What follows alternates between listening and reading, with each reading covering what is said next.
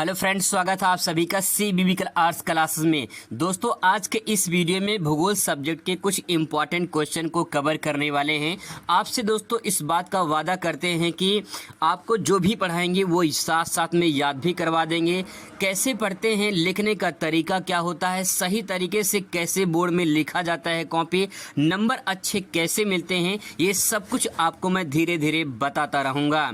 आपको ये भी बताएंगे कि अगर आपको पेपर में कुछ भी नहीं आ रहा है तो उस टाइम पे पेपर में बनाकर कैसे लिखें, कैसे आप अच्छे नंबर से पास हो सकते हैं, सब कुछ दोस्तों आपको बताएंगे। और आपको एक बात 100% बता देते हैं कि आपको सिर्फ मात्र 15 दिन में आपके जो सिलेबस है वो पूरा का पूरा तैयार कर देंगे। मात्र 15 दिन में आप तैयारी करके फर्स्ट डिवीज़न आप पक्का पास हो जाएंगे। अगर आप कुछ भी अभी तक नहीं पढ़े हैं या फिर जब आपका एग्ज़ाम आ जाएगा उस टाइम तक भी आप कुछ भी नहीं पढ़ेंगे तो आपको मात्र 15 दिन में तैयारी करवा के, यानी जब आपका टाइम टेबल जारी हो जाएगा, आपका एग्ज़ाम 15 दिन बचा रहेगा, उस 15 दिन में आपके तैयारी करवा के आपको फर्स्ट डिवीज़न पास करवा देंगे। ये दोस्तों पिछले मैं 5 सालों के अपने एक्सपीरियंस से बता रहा हूँ कि मुझे 5 साल हो गया है जो है पढ़ाते हुए प्राइवेट कॉलेज में, और वहाँ पर मैं जो भी क्वेश्चन बताता हूँ इम्पॉर्टेंट वो बोर्ड एग्जाम में 100% दोस्तों जरूर आते हैं। तो उस एक्सपीरियंस के आधार पे बता रहा हूं कि आपका मैं तैयारी अच्छे से करवा दूंगा।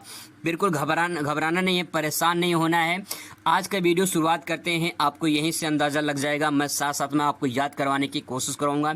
रट्टा नहीं मारना है दोस्तों, केवल चीज़ों को समझना कि पढ़ते कैसे हैं। आइए समझने की कोशिश करते हैं। पहला क्वेश्चन आपके सामने यहाँ पे है, मानव बस्ती का क्या अर्थ है। अगर ये क्वेश्चन आपसे 1 नंबर में पूछा जाएगा बहुविकल्पीय में, अगर क्वेश्चन आ गया कि मानव बस्ती का क्या अर्थ है तो कैसे इसको समझेंगे। सबसे पहले देखिए, मानव क्या है। मानव एक सामाजिक प्राणी है, ठीक है। मानव क्या है, मानव एक सामाजिक प्राणी है और मानव बस्ती बना कर रहता है, ठीक है। अब चाहे वो ग्रामीण क्षेत्र में रहता हो चाहे वो शहरी क्षेत्र में रहता हो, लेकिन मानव बस्ती बना कर रहता है।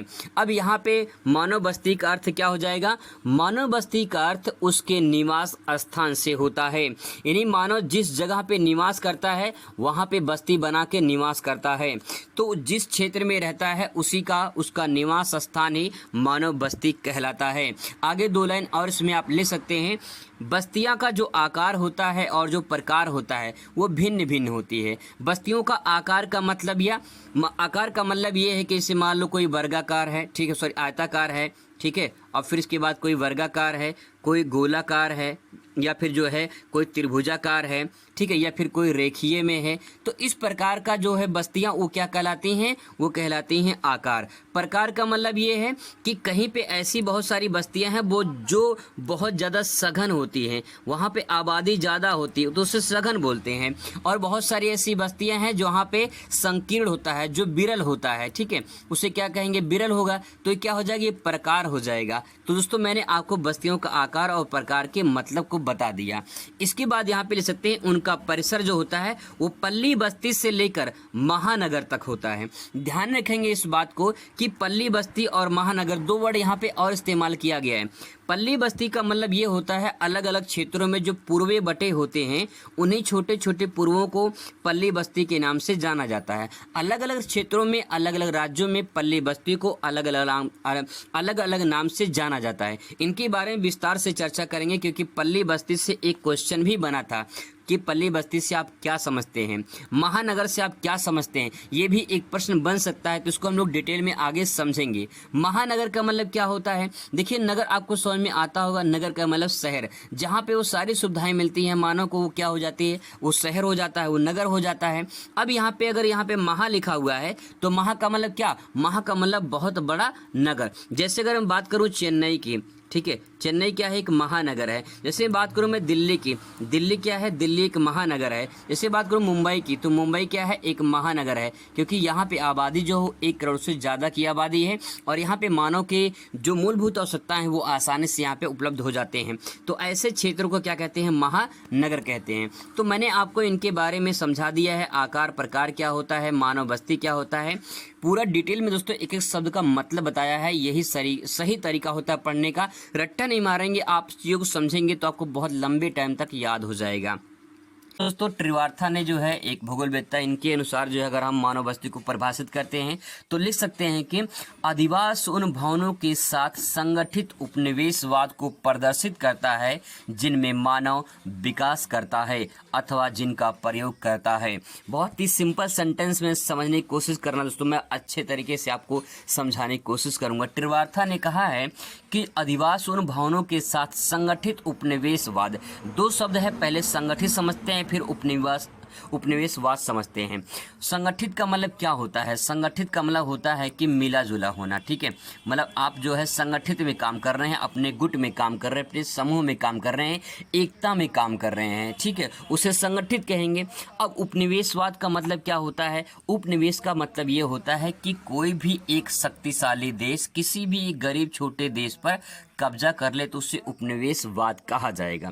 लेकिन दोस्तों इसके उपनिवेश के आगे यहाँ पे एक सेंटेंस लिखा है संगठित, और इस संगठित के शब्द लगने से उपनिवेशवाद की परिभाषा ही पूरी तरह से बदल गई है। मतलब यह है कि उपनिवेशवाद तो है लेकिन कैसा? संगठित है।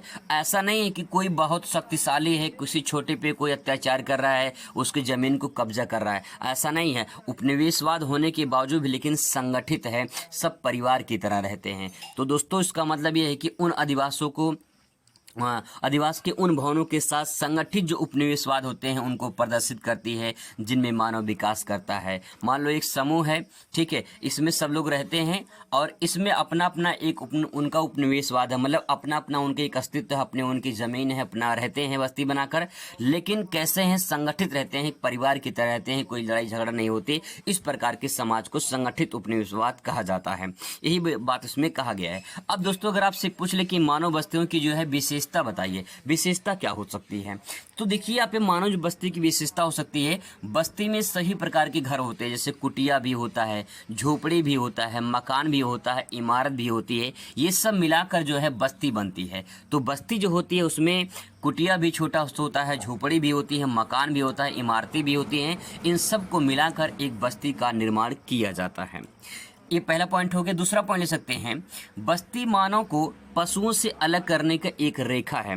देखिए बस्ती क्या होता है, अगर जानवर कहीं विकसित होते तो उनकी भी एक बस्ती होती, ठीक है, लेकिन यहाँ पे सवाल ये है कि जो बस्ती होती है वो मानव को पशुओं से अलग करती है, क्योंकि बस्ती जो होती है वो मानव ही बना सकता है, जानवर बस्ती में नहीं रहता है, बस्ती बनाकर नहीं रहता है। वो जंगलों में निवास करता है, अपना एक गुफा होती है, अपना उसका एक जो है कोई चिड़ियाघर होता है, मान लो चिड़ियाघर मतलब कोई घोंसला होता है, या फिर कोई उसका अपना ही एक अस्तित्व होता है, उसी जंगल में ही वो जंगल में निवास करता है, उसका कोई मानव बस्ती नहीं होता है। तो यहाँ पे ले सकते हैं कि जो बस्ती होता है मानव और पशुओं को अलग करने की एक जो है क्या है, एक तरह से रेखा है, ठीक है। आगे बढ़ते हैं, बस्ती में आखेटक मतलब शिकार करना, आखेटक मतलब शिकार करना से लेकर नगरीय समूहन तक शामिल होते हैं। बहुत ही सिंपल सेंटेंस में समझने की कोशिश करें। यहाँ पे लिखा है कि आखेट, पहले जब मानव इस धरती पर आया तो पहले क्या करता था? आखेट करता था, शिकार करता था। उसके बाद धीरे धीरे मानव विकास किया और विकास किया, फिर नगरों में रहने लगा, तो आखेट से लेकर नगर में भी निवास करता है। ये ऐसी मानव बस्तियों को परिभाषित करता है। आई होप दोस्तों आपको समझ में आया होगा। अब जो सबसे इम्पोर्टेंट है वो आपके सामने ये रहा। यहाँ पे प्रश्न है बस्तियों का वर्गीकरण कीजिए। आपसे प्रश्न पूछ सकता है कि बस्तियों का वर्गीकरण कीजिए, तो बस्तियों का वर्गीकरण दो प्रकार से किया जा सकता है। पहला, ग्रामीण बस्तियाँ। ग्रामीण बस्तियाँ दोस्तों वो होती है जो गाँव में लोग निवास करते हैं। अगर आप गाँव में रहते हैं तो आपको पता होगा गाँव में बस्तियाँ कैसी होती हैं। एक तो गाँव में होगा, दूसरा कहाँ होगा? नगर में होगा, शहर में होगा। तो यहाँ पे क्या हो जाएगा? नगरीय बस्तियाँ, ठीक है। तो यहाँ पे एक बस्ती ग्रामीण होती है और एक बस्ती नगरीय होती है। बस इसको समझना है कि इसमें क्या क्या हम पॉइंट ऐड कर सकते हैं। आपको रट्टा नहीं मारना है, केवल चीज़ों को समझने की कोशिश करना। अगर आप समझ जाएंगे तो आपको अच्छे नंबर जो है मिल जाएंगे, कि आप जो है समझ कर लिखेंगे तो आपको दिक्कत नहीं होगा। अब दोस्तों आप सभी जानते हैं ग्रामीण बस्तियों में क्या क्या होता है। जिन बस्तियों में कृषक होते हैं यानी किसान लोग होते हैं, उनका मुख्य व्यवसाय क्या होता है? कृषि होता है, पशुपालन होता है, मछली पालन होता है, मुर्गी पालन होता है, आदि के जो समूह होते हैं उन्हें ग्रामीण बस्तियां कहते हैं। आप सभी गांव में रहते होंगे, आपको अच्छे से पता होगा गांव में क्या क्या होता है, तो आप इनकी परिभाषा आसानी से लिख सकते हैं। इसके बाद दोस्तों बात करते हैं ग्रामीण बस्तियों के प्रकार। अगर ग्रामीण बस्तियों के प्रकार देखा जाए तो ये क्वेश्चन बहुत ही इंपॉर्टेंट है, इसे हाईलाइट कर लीजिए क्योंकि ये क्वेश्चन अलग से भी 4 नंबर का पूछ सकता है कि ग्रामीण बस्तियों के प्रकार बताइए। प्रकार में आप इस प्रकार से ले सकते हैं: गुच्छित बस्तियां, अर्धगुच्छित बस्तियां, पल्ली बस्तियां, प्रक्षिप्त बस्तियां। देखिए पल्ली बस्ती यहाँ पे आ चुका है, इनको परिभाषित करेंगे। मैंने आपको बताया था कि पल्ली बस्ती अलग से भी एग्जाम में पूछा गया था, तो ध्यान रखेंगे, थोड़ा समझने की कोशिश करेंगे। यहाँ पे दोस्तों लिखा है गुच्छित बस्तियां, थोड़ा समझिए, कोशिश करिए यहाँ पे कि शब्द कहना क्या चाह रहा है। गुच्छा, जैसे एक होता है अंगूर का गुच्छा, है ना, एक अंगूर का गुच्छा होता है, तो अंगूर के गुच्छे में एक अंगूर होता है कि कई सारे अंगूर होते हैं? आपका जवाब होगा कई सारे अंगूर होते हैं, तभी तो उसे गुच्छा बोलते हैं। इसका मतलब ये है दोस्तों कि यहाँ पे जो बस्तियां होंगी वो कैसी होंगी? गुच्छित होगी, मतलब गुच्छे की तरह होंगे। जैसे अंगूर होता है, अंगूर में विभिन्न प्रकार के जो मतलब कि कई सारे उसमें अंगूर होते हैं, गुच्छा बना होता है, उसी प्रकार से बस्तियां जो होंगी वो भी गुच्छे में होंगी, इन्हीं कहीं कहीं सघन होंगे, बहुत ज़्यादा भरी आबादी होगी, उसे गुच्छित बस्ती कहा जाएगा। गुच्छित बस्तियां उपजाऊ मैदानी भागों में पास पास बसे होते हैं, उन्हें गुच्छित बस्ती कहा जाता है। बहुत ही सिंपल सेंटेंस मैंने लिखा ताकि आपको एक लाइन में समझ में आ जाए। ये बस्तियां गंगा के मैदानी उत्तरी भागों राज्यों में पाए जाते हैं। इन बस्तियों को सहंत या संकुलित या सघन बस्ती भी कहा जाता है। तो अगर आपसे सघन बस्ती पूछ ले तब भी आंसर यही होगा, संकुलित बस्ती पूछ ले तब भी आंसर यही होगा, सहंत बस्ती पूछ ले तब भी आंसर यही होगा। आपको समझ में आ चुका होगा गुच्छित बस्ती क्या होता है। बस चाबी का गुच्छा या फिर अंगूर का गुच्छा समझ लीजिए, चाबी का गुच्छा भी पास पास होते हैं और अंगूर के गुच्छे भी पास पास होते हैं, ऐसी गुच्छित बस्तियां देखने को मिलती हैं। चलिए आगे बढ़ते हैं। अर्धगुच्छित बस्ती, नाम से स्पष्ट है, अर्धगुच्छित बस्ती है ना, तो आधा गुच्छा होगा भाई, सिंपल सी बात है। चलिए देखते हैं इसको भी। तो यहाँ पे दोस्तों लिख सकते हैं कि इन बस्तियों की विखंडित और बिखरा अथवा पूर्वा बस्ती होता है। अर्धगुच्छित बस्तियां गुच्छित बस्तियों से अलग होती हैं। ऐसी बस्तियां गुजरात के मैदानों में, राजस्थान के मैदानों में दिखाई देती हैं। बहुत ही सिंपल सेंटेंस में अगर आपको बता दूं, जैसे मान लो एक ये बस्ती है, ठीक है, एक ये बस्ती है, ये पूरी तरह से बस्ती जो है भरी है मान लेते हैं, ठीक है। अब क्या होता है, ये गुच्छित बस्ती है, ठीक है, इसी गुच्छित बस्ती से जब कोई अलग होकर एक नई बस्ती बना लेता है, ठीक है, इसी गुच्छित का रूप होता है, गुच्छित का ही जो है बिखरा रूप अर्धगुच्छित होता है, क्योंकि गुच्छित से अलग होकर लोग अर्धगुच्छित बस्ती बनाते हैं। तो अपना एक पुरवा बना लेते हैं, छोटा छोटा पुरवा बना लेते हैं। तो बना कैसे, उसी जो है गुच्छित बस्ती से बना हुआ है। कभी कभी ऐसा होता है, मान लो कोई चाबी का गुच्छा है, तो चाबी का गुच्छा जो होता है उस गुच्छे में कहीं कहीं मान लेते हैं इतना चाबी गुच्छा अलग कर दिया जाए, तो ये चाबी गुच्छा अलग हो जाएगा। अलग किससे हुआ? उसी गुच्छित बस्ती से ही अलग हुआ है। तो सिंपल सा वर्ड कह सकते हैं कि गुच्छित बस्ती से जो अलग होते हैं उसे अर्धगुच्छित बस्ती कहा जाता है। आप सेंटेंस को समझने की कोशिश करेंगे, आपको चीजें याद हो जाएंगी। यहाँ पे पल्ली बस्ती, आप पल्ली बस्ती को समझते हैं कि पल्ली बस्तियां क्या होती हैं। कई बार बस्ती भौतिक रूप से एक दूसरे से अलग होकर बट जाते हैं, जिनका अलग अलग नाम से जाना जाता है। तो जिनको अलग अलग नाम से जाना जाता है, जैसे कि पन्ना, पाली, पाड़ा या ढाड़ी, ऐसे नामों से जाना जाता है। यहाँ पे जो पल्ली बस्ती होती है भी एक पूर्वक टाइप का होता है।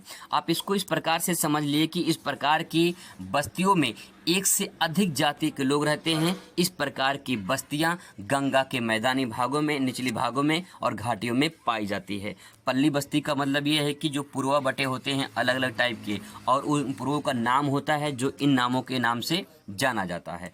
इसके बाद दोस्तों आपका आता है प्रक्षिप्त बस्ती। प्रक्षिप्त बस्ती क्या होता है समझते हैं। प्रक्षिप्त मतलब होता है बिखरा हुआ, ठीक है, बिखरा हुआ या एकांकी बस्ती भी आपसे पूछ सकता है। इस प्रकार की बस्तियां जंगलों या पहाड़ी क्षेत्रों में दूर दूर तक दिखाई देती हैं। ये बस्तियां मिजोरम में, नागालैंड में, हिमाचल प्रदेश में, उत्तराखंड में, यानी पहाड़ी जो पठारी क्षेत्र होते हैं उनमें दिखाई देते हैं। तो प्रक्षिप्त बस्ती का समझिए, सिंपल सा वर्ड समझिए कि बिखरा हुआ जो बस्ती होती है, कभी एक बस्ती यहाँ पे होती है, एक बस्ती यहाँ पे होती है, एक बस्ती यहाँ पे होती है, ऐसे बिखरे बिखरे बस्ती दिखाई देते हैं। तो बिखरे हुए बस्ती को क्या कहते हैं? प्रक्षिप्त बस्ती कहा जाता है। तो दोस्तों ये थी बस्तियों के प्रकार जो भी आप यहाँ पे समझ सकते हैं। मिलते हैं नेक्स्ट वीडियो में, हम लोग बात करेंगे शहरी बस्तियों के बारे में। मिलते हैं नेक्स्ट वीडियो में। Thanks for watching.